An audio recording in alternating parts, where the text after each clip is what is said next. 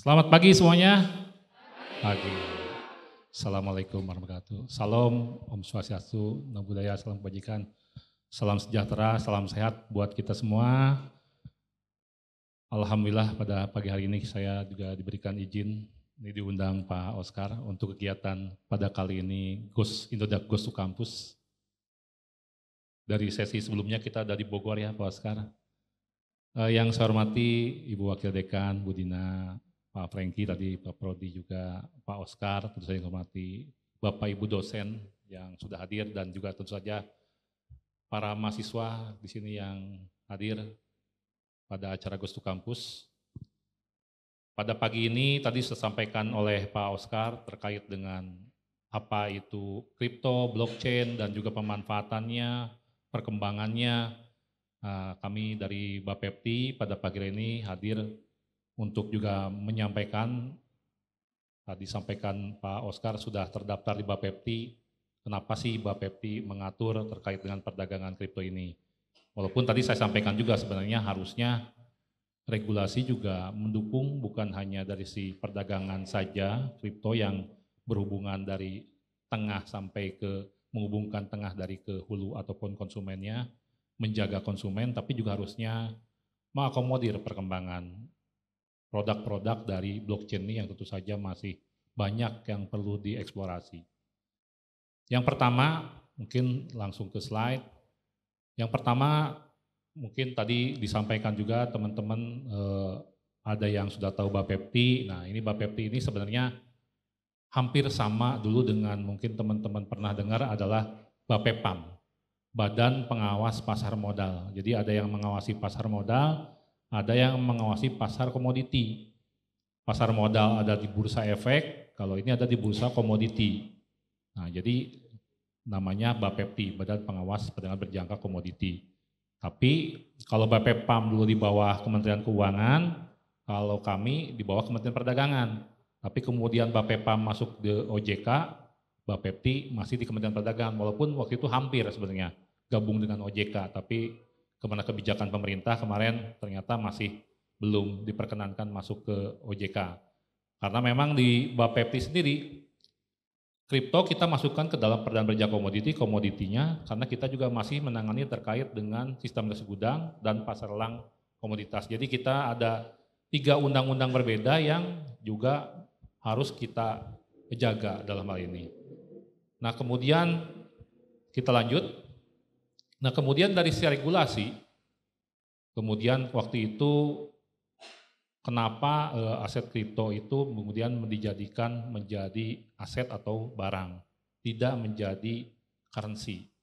Karena memang kita masih di sini ada undang-undang nomor 7 tahun 2011 tentang mata uang. Jadi alat pembayar yang sah di sini masih adalah fiat rupiah. Jadi belum bisa digunakan untuk oleh aset kripto. Jadi kalau misalkan ada aset kripto yang digunakan untuk pembayaran, ini kemudian akan menjadi kegiatan yang dianggap ilegal, menyalahi undang-undang. Termasuk waktu itu juga ada undang-undang tentang pasar modal yang belum bisa mengakomodir terkait dengan perdagangan kripto. Makanya kemudian kripto dijadikan sebagai barang atau investasi yang kemudian diserah terimakan, yang kemudian di bawah undang-undang perdagangan berjangka komoditi. Walaupun memang aset kripto itu adalah sifatnya tidak terlihat, tapi ada serah terima.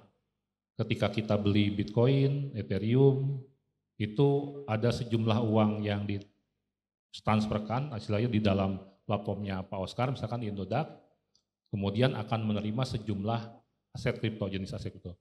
Walaupun bisa saja dapatnya parsial, 0, sekian gitu, seperti itu. Jadi hampir sama dengan kita mentransaksikan membeli pulsa, kita mendapatkan sejumlah pulsa yang kemudian kita akan gunakan bisa untuk paket-paket internet dan sebagainya, seperti itu. Jadi serah terimanya ada barang dan ada serah terima. Jadi walaupun tidak berwujud, itu ada serah terima sehingga dianggap barang dan kemudian menjadi aset. Dan kemudian di tahun 2017 itu sudah dimulai bahwa waktu itu ada ini aset kripto nih seperti apa nih? Karena waktu itu juga Pak Oscar tadi pionir dari 2014 gitu ya. Karena yang awalnya kripto itu tadi sudah disampaikan Pak Oscar, dimulai oleh Satoshi Nakamoto yang memperkenalkan Bitcoin. Jadi kalau misalkan orang yang masih belum percaya Bitcoin sampai saat ini gitu, sampai sekarang ini, mungkin dulu orang melihatnya mungkin di tahun 2013-an ke bawah sana, paling Bitcoin ini hanya yang memegang segelintir orang gitu. Walaupun kemudian sudah cukup banyak waktu itu. 2013 saja mungkin orang mikirnya, Bitcoin paling hanya untuk kegiatan kriminal. Tadi sampaikan Pak Oscar, bahkan ada filmnya tadi makanya. Yang kejadiannya 2015 ya. Jadi sekitar tahun itu orang nyangkanya ini pasti untuk kriminal gitu. Padahal ada fungsi-fungsi lain tadi disampaikan di slide-nya Pak Oscar.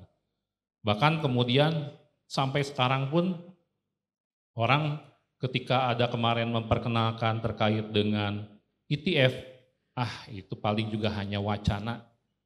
Tapi kenyataannya sekarang sudah ada ETF. Atau bahkan di tahun-tahun sebelumnya, paling juga yang Bitcoin ini hanya perusahaan-perusahaan kecil yang invest. Ternyata sekarang perusahaan-perusahaan besar sudah berinvestasi di Bitcoin. Bahkan paling juga hanya negara kecil saja yang memegang Bitcoin seperti El Salvador misalkan. Tapi ternyata Amerika sekarang juga memegang Bitcoin yang cukup besar. Salah satu negara yang memegang Bitcoin adalah juga Amerika sendiri. Sudah ratusan ribu Bitcoin. Kalau perusahaan-perusahaan besar bahkan sudah memegang lebih dari 200 ribu Bitcoin. Ada MicroStrategy dan sebagainya seperti itu. Nah, kita mulai di sini 2017 kita sudah mulai waktu itu karena tadi juga Pak Oscar dimulai 2014 pionir. Tentu saja Pak Oscar juga memikirkan bahwa ini jangan sampai dianggap Bitcoin ini dijadikan alat yang dianggap tadi orang menganggap ini adalah untuk kriminal. Maka harus ada legalitasnya karena memang kegiatannya adalah memang diarahkan untuk kegiatan yang justru menunjang dari si ekonomi. Makanya kemudian 2018 itu adalah di Kemenko Perekonomian diputuskan bahwa ini memang harus dijadikan sebagai barang atau komoditi. Maka kemudian diatur oleh Kementerian Perdagangan, ada peraturan Menteri Perdagangannya, kemudian juga ada peraturan Bapepti-nya, dan kemudian akhirnya terbit waktu itu crypto exchange trading platformnya yaitu Indodax, dimulai waktu itu, kemudian sudah ada yang lainnya juga sampai sekarang sudah ada 35, sampai juga aset kriptonya. Jadi aset kripto yang dapat diperdagangkan tadi Pak Oscar ada 300-an jenis aset kripto yang diperdagangkan di platform Indodax. Dan itu memang kita atur. Jadi aset kripto yang dapat diperdagangkan itu adalah kita jaga barang apa saja yang boleh diperdagangkan tadi karena aset kripto ini di luar banyak ya. Kalau buka Coin Market Cap itu ada bukan hanya aset kripto, bahkan kripto trading platformnya Indodax udah masuk tuh di Coin Market Cap tuh. Jadi kalau di Coin Market Cap paling tinggi kan biasanya yang orang banyak pakai adalah Binance, Coinbase, OKX dan sebagainya. Nah aset kriptonya apa sih? Ada Bitcoin dan sebagainya. Itu di Coin Market Cap itu bahkan udah belasan ribu jenis aset kripto. Apakah dari sekian belas ribu ini kemudian kita harus pakai semuanya kan pusing ya. Kita buka, kalau kita investasi di banyak aset kripto aja buka nanti portofolio kita di aplikasi kan bingung juga.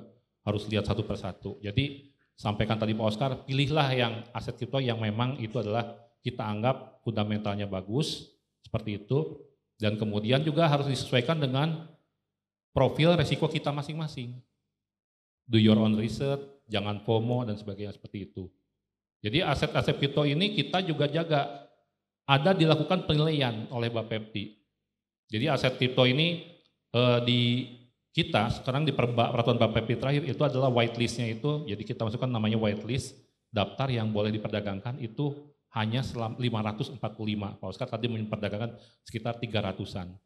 Nah dari 545 ini ada beberapa koin lokal. Jadi kita lakukan penilaian, melakukan analisis hierarki proses.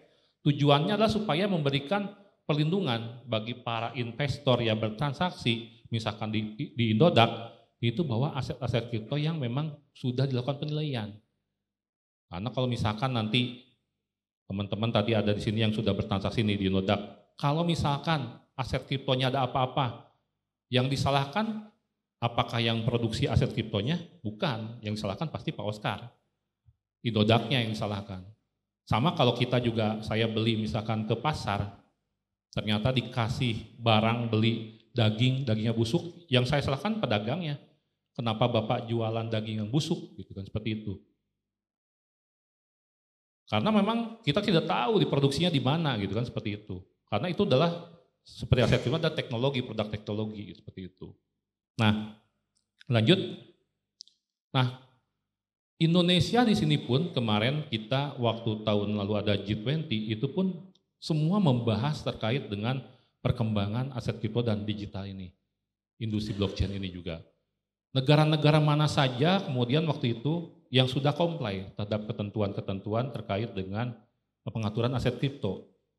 Indonesia dalam hal ini kita harus bangga bahwa di sini kita sudah leading dalam terkait dengan perdagangan aset kripto ini.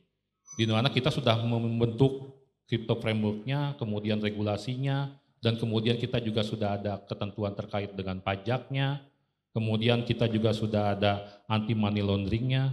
Jadi dalam Pak Oscar ini harus comply terhadap ketentuan, di dalamnya harus memenuhi ketentuan KYC.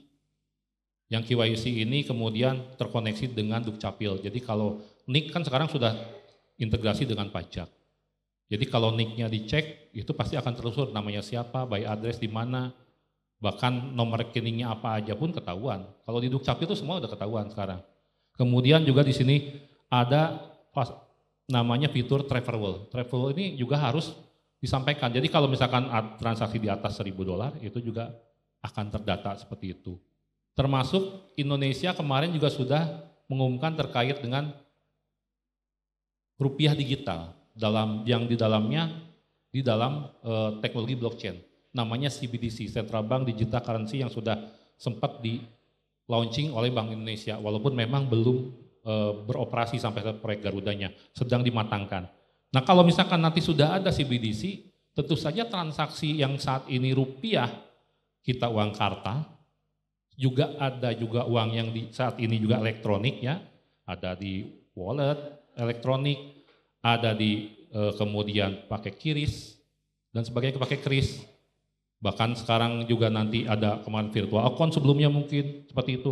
Nanti dengan ada CBDC, bahkan kemudian transaksi dengan di Pak Oscar mungkin nanti bisa menjadi rupiahnya adalah menggunakan CBDC ini. Jadi relatif akan lebih efisien dan tentu saja lebih cepat seperti itu.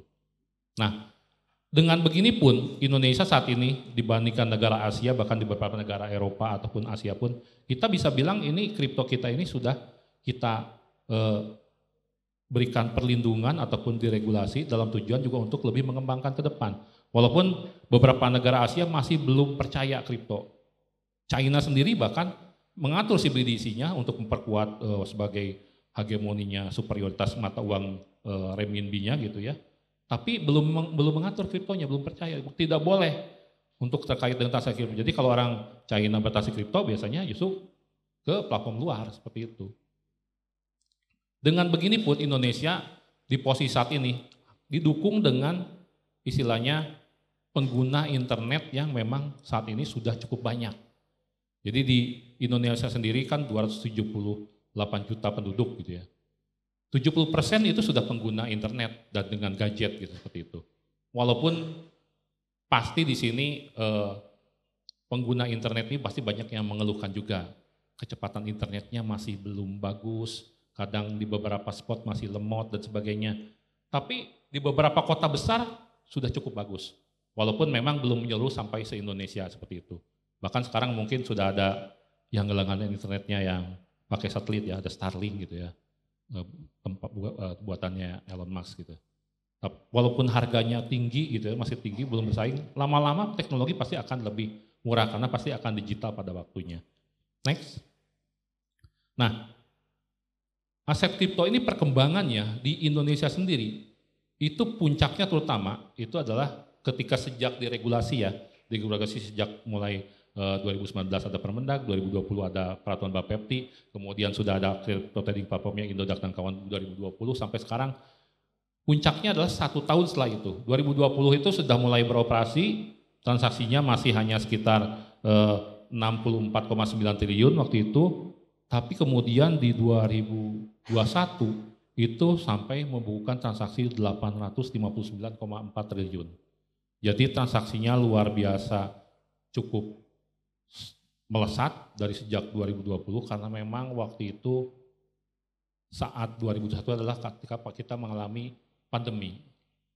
Pandemi dalam hal ini memang kita anggap waktu itu semua dunia atau bahkan di Indonesia juga mengalami istilahnya kesengsaraan dari sisi ekonomi.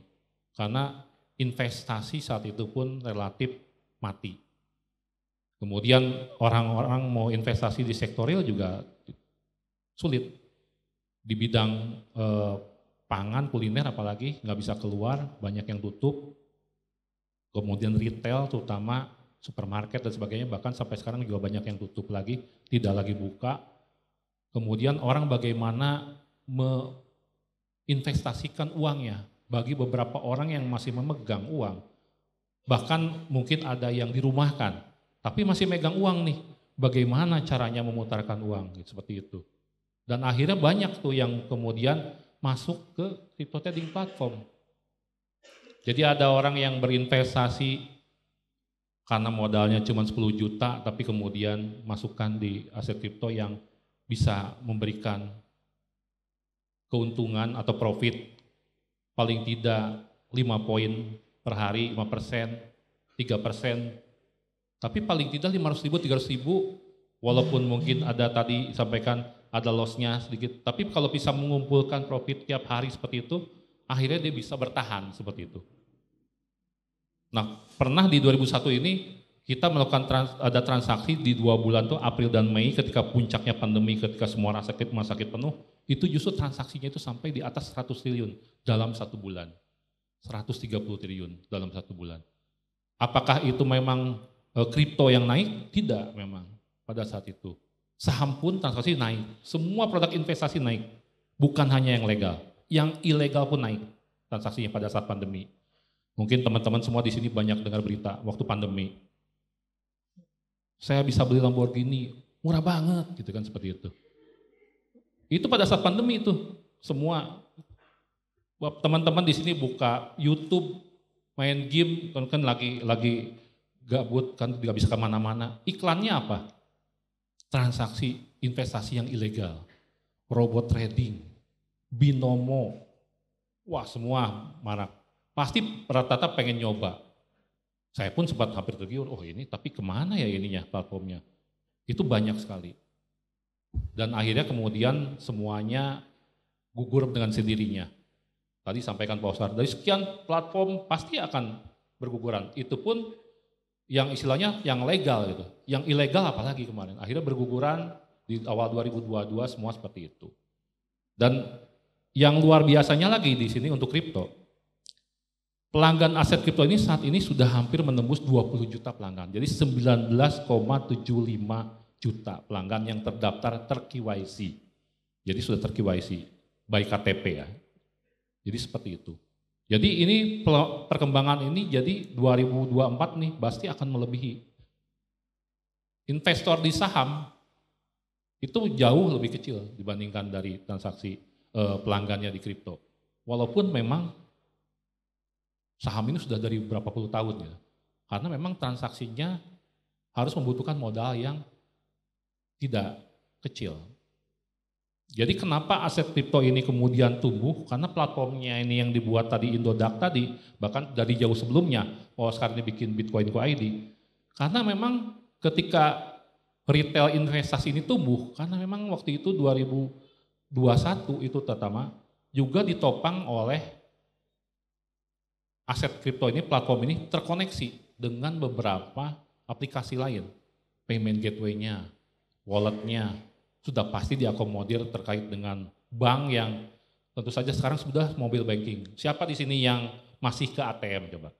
Semua pasti mobile banking. Ke ATM iya, kalau misalkan nanti pas keperlu memang uang cashnya. Seperti itu. Semua mobile banking, pakai kris semuanya. Ngisinya tinggal masukin ke OVO, ShopeePay, supaya ngisinya tetap bisa belanja ya, tetap seperti itu. Next. Nah ini kami menyusun ekosistem crypto trading platform di sini. Di sini adalah ada pedagang aset kriptonya, kita juga sekarang ada bursanya, kemudian ada clearing ini tujuannya untuk menjamin proses pencairannya untuk terkait Bapak Ibu kalau withdrawal dan sebagainya. Kemudian ada custody-nya untuk menyimpan aset kriptonya seperti itu. Supaya istilahnya berbagi tugas untuk menjaga keamanan buat apa? Buat para investornya juga seperti itu. Jadi nanti dengan clearing, misalkan tidak ada lagi dari crypto trading platform itu, ketika kita mau withdrawal mencairkan masih nunggu karena antri dan sebagainya, karena semua akan dilakukan oleh clearing dulu seperti itu. Jadi sekarang sudah ada 35 crypto trading platform, walaupun tadi seperti kita ketahui nanti juga ke depan pasti tentu saja persaingan ini akan mengerucut pada beberapa crypto trading platform. Jadi kalau saat ini ada Indodax, Crypto, mungkin Pintu, Reku, Ajaib dan sebagainya, peluang yang mungkin itu adalah salah satu yang saat ini kripto yang paling banyak digunakan. Next. Nah kita juga kemarin sejak 2021 tuh karena transaksinya sampai 899,4 triliun, wah ini langsung pemerintah langsung melek, wah ini kayaknya ini luar biasa nih transaksinya, terlalu pesat, akhirnya harus ada kontribusi kepada pemerintah, walaupun waktu itu kita sih karena ini industri ini masih embrio ya, kripto ini baru dari 2020, dimulai transaksi kripto dari platform Pak Oscar itu baru 2020 yang secara resminya. Nah harapannya kita tadinya pajaknya jangan dimulai terlalu besar dulu karena industri ini masih embrio. Kan banyak juga industri bahkan diberikan insentif dulu, kemudian kalau dipajak. Nah ini kemarin ternyata pajaknya sudah langsung ditetapkan adalah 0,1 dan 0,11%. Waktu itu alasannya adalah karena untuk yang transaksi di luar negeri pun, misalkan ke Binance dan sebagainya, Ditjen Pajak menerapkan pajak 0,2 dan 0,2%, 2 kali lipatnya dari transaksi dalam negeri. Walaupun ternyata sampai saat ini belum terimplementasi oleh Ditjen Pajak untuk pengenaan tarif yang transaksi ke luar negeri, karena kita pun masih merasa mekanisme seperti apa. Kalau yang dalam negeri tentu saja karena Pak Oscar ini berizin di Indonesia, harus juga punya kewajiban sebagai wajib pajak, sehingga kemudian pemotongan pajaknya udah otomatis bisa dilakukan seperti itu. Nah walaupun kemudian untuk kemarin yang legalitasnya di Indonesia sendiri, pajaknya ini sudah terkumpul bahkan sampai di atas 250 miliar. Jadi lebih dari 50% pajak fintech itu adalah di kripto kontribusinya. Jadi sudah luar biasa. Dan memang dalam hal ini Peraturan Menteri Keuangan mengukuhkan dalam PMK-nya menyebutkan bahwa aset kripto itu adalah menjadi komoditi yang diperdagangkan dan barang kena pajak yang tidak berwujud. Walaupun di sini memang menegaskan bahwa kripto memang dianggap barang.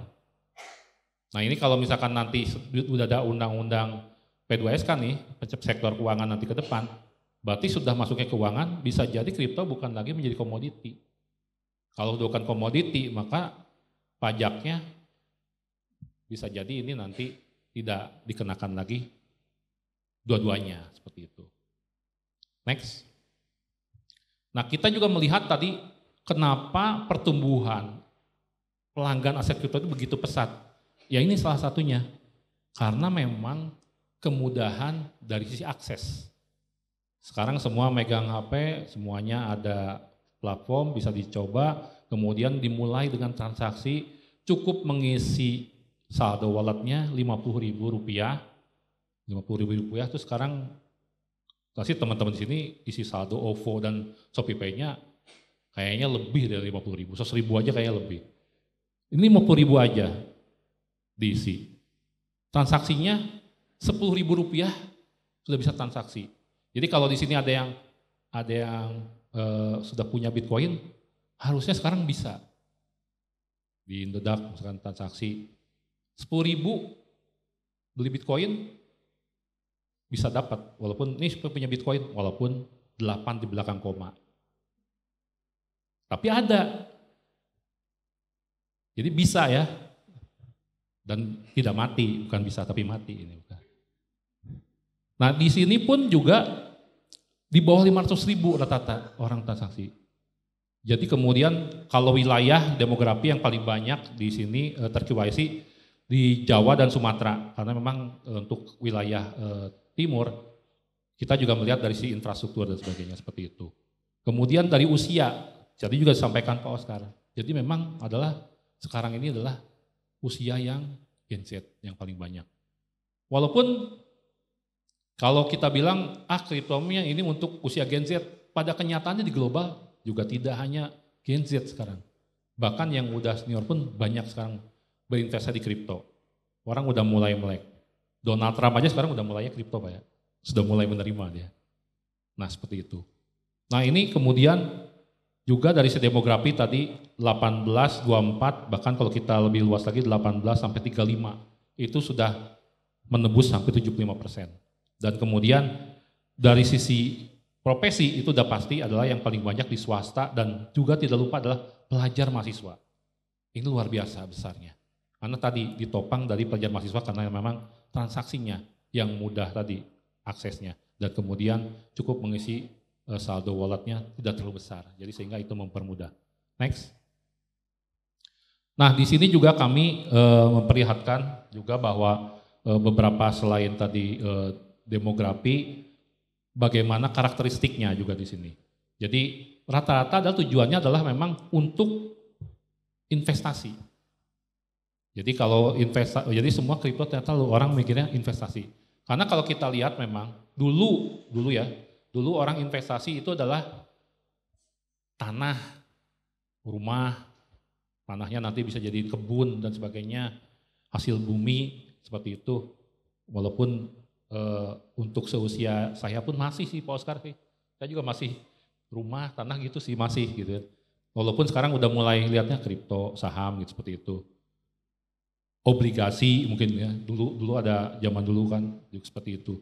Sekarang dulu deposito, mungkin sekarang deposito udah nggak tahu dilirik kali ya seperti itu. Investasi. Sekarang itu emas dulu oke, sekarang emas masih. Tapi sekarang itu investasi itu adalah yang paling banyak adalah saham dalam negeri. Kedua reksadana. Ketiga kripto.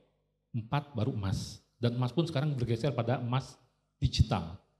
Karena orang sulit megang emas, batangan di rumah, perhiasan, rentan.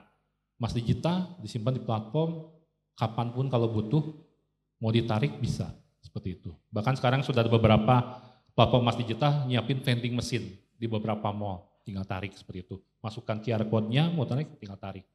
Mau biasanya dimulai 1 gram biasanya biayanya terlalu kurang efisien. Biasanya yang paling bagus itu biasanya di 10 gram biasanya untuk narik. Gitu. Nah kemudian juga rata-rata transaksi itu adalah 3-5 kali. Jadi memang banyak yang bertransaksi di sini di aset kripto. Dan kemudian juga di sini salah satunya Indodax adalah yang paling banyak digunakan oleh para konsumen. Termasuk alokasi dana tadi saya sampaikan, yaitu tadi banyak lagi kita memang di bawah 500.000. Nah aset kripto yang kemarin ini yang lagi hit, walaupun tadi Pak Oscar sampaikan aset kripto itu di Bitcoin atau Ethereum. Jadi ini yang lagi ramai itu justru tetap Tether USDT karena orang biasanya transaksi dimulai dari kripto yang back asetnya dari sisi yang fiatnya istilahnya. USDT baru transaksi ke yang lain, Bitcoin. Bitcoin sampai ini masih tetap paling banyak juga karena memang kemarin kenaikannya cukup tinggi. Yang luar biasa adalah meme coin. Banyak orang yang kemudian bermain kripto dalam jangka pendek, bahkan lebih pendek lagi scalping untuk mencari profit yang singkat. Jadi yang hits ini karena kemarin kenaikannya luar biasa, meme coin ini ternyata sekarang kayak PP kemarin, Shiba Inu, Dogecoin. Mungkin di periode yang 3 bulan sebelumnya, sempat adalah yang ramai itu adalah Solana, Render, Ethereum juga karena pas lagi naik. Karena Bitcoin sekarang lagi bagus terus, Ethereum mungkin sekarang agak kurang.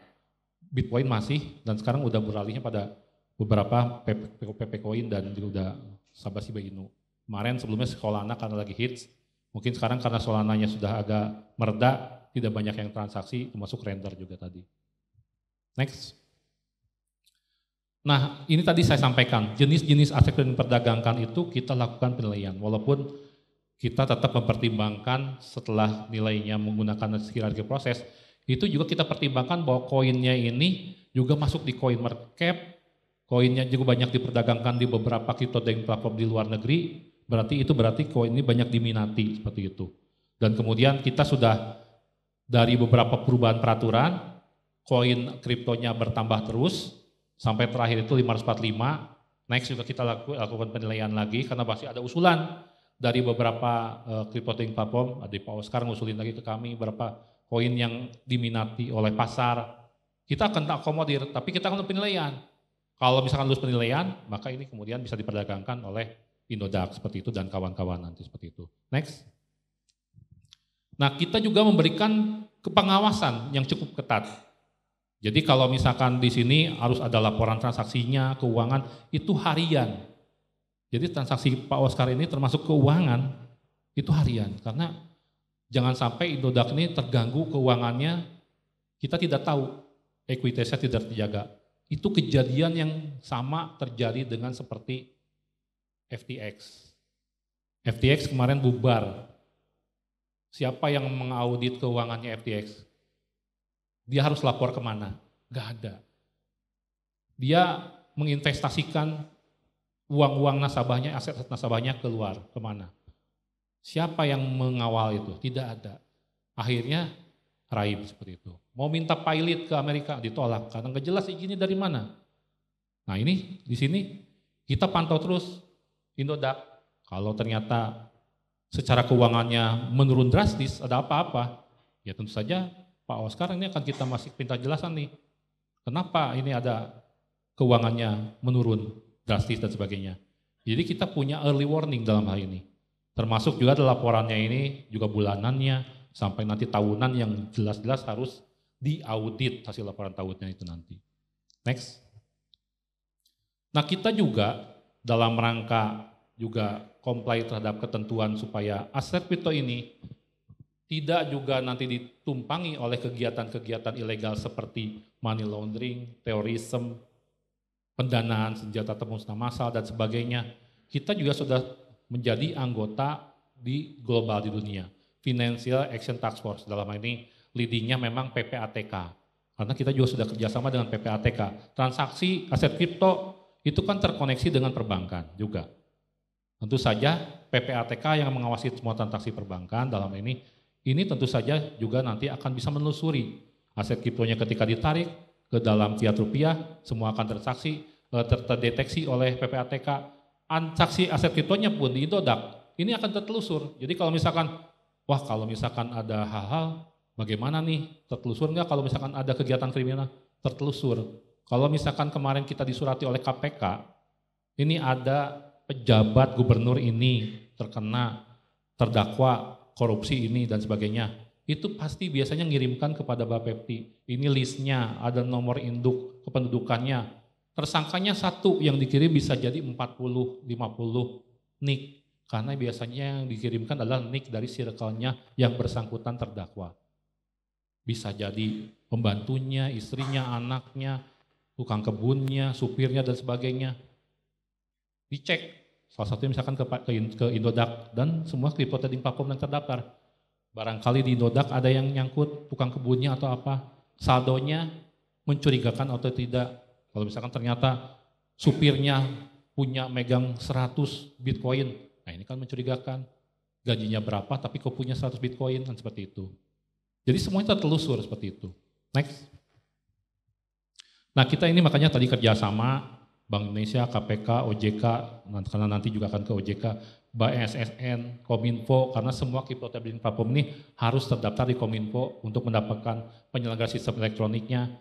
Dengan Polri, aparat penegak hukum kita sudah kerjasama dengan Kejaksaan, Kapolri, PPATK udah pasti, Google Indonesia pun kemarin kita kerjasama. Jadi kalau tidak aneh kalau misalkan teman-teman di sini ada yang coba-coba mau menginstal di Play Store untuk platform yang belum terdaftar atau ilegal, itu tidak bisa seperti itu. Jadi tidak bisa digunakan. Nah itu kadang-kadang kita udah kerjasama juga dari Google Indonesia melakukan blok terhadap nama-nama atau brand yang di luar yang terdaftar di pemerintah seperti itu. Next.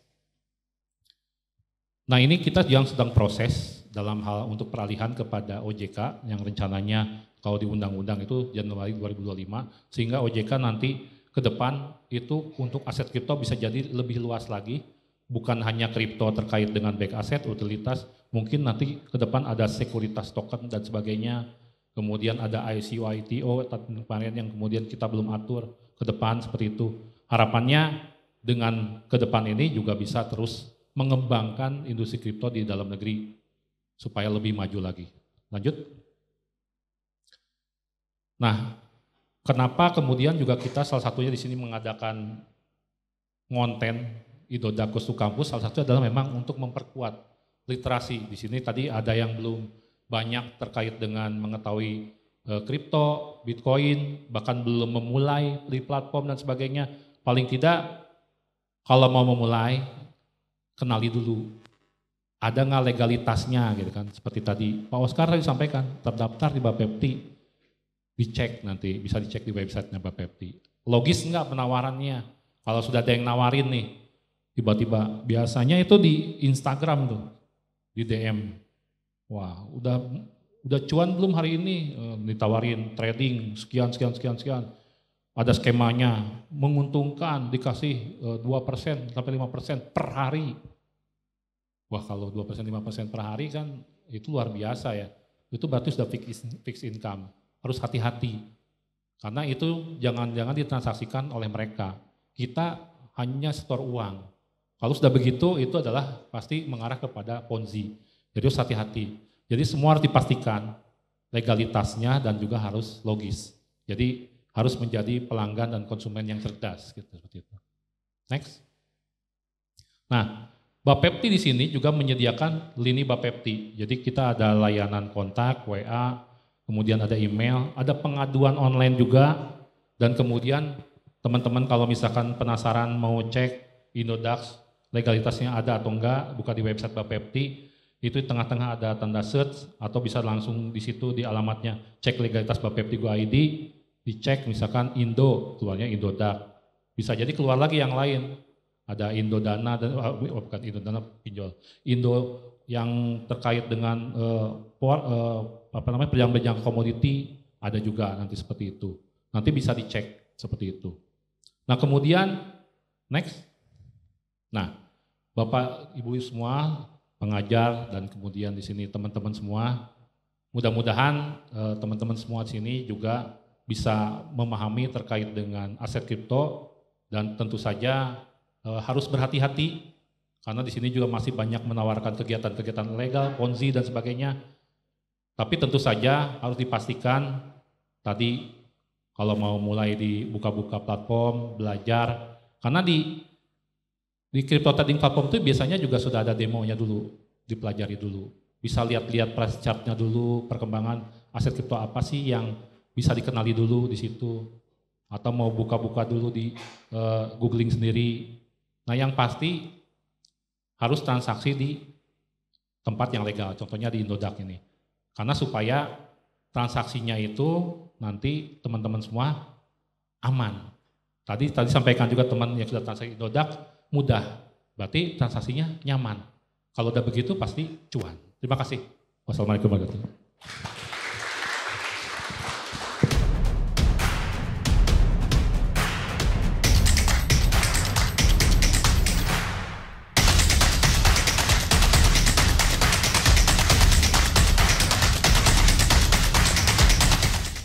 Halo, saya Tirta Karma Senjaya selaku Kepala Biro Pembinaan Perdagangan Berjangka Komoditi Bapepti.